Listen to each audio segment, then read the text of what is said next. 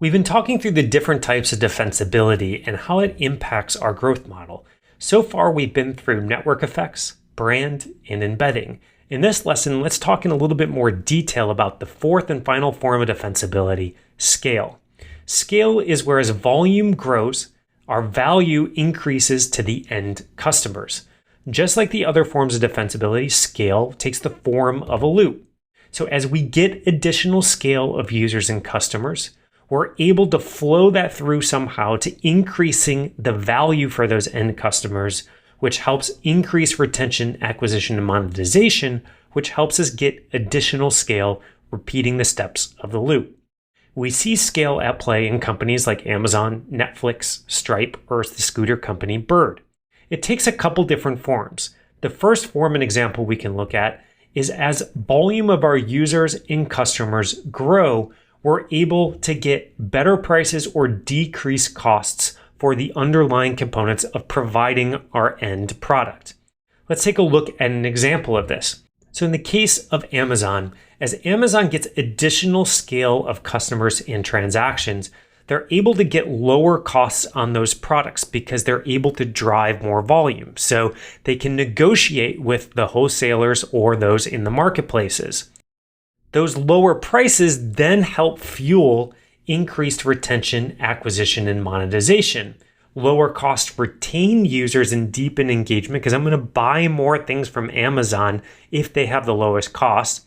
It helps increase my acquisition channels and the performance of those acquisition channels because of those lower price points, as well as due to that increased retention and engagement, it's going to help extend LTV and monetization.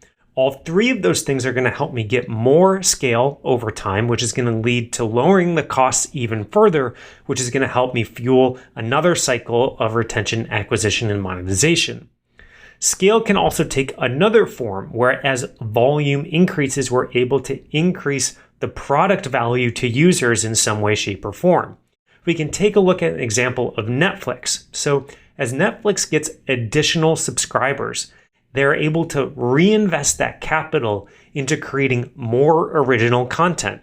As they fund more original content and add that to their total library, it's going to help us increase retention, acquisition, and monetization.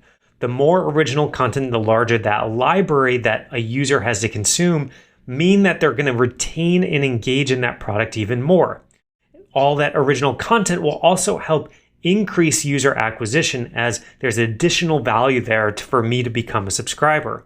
It's also going to help increase LTV through that extended retention, but also increase the willingness to pay because as that library of original content is built, I'm willing to pay a higher price for that increased product value. All three of those things are going to fuel additional scale, which is going to fuel more original content, which is going to fuel more retention, acquisition, and monetization. So we've seen how scale can impact the underlying components of our model as long as those decrease in costs or the increase in product value flows through to the end consumer.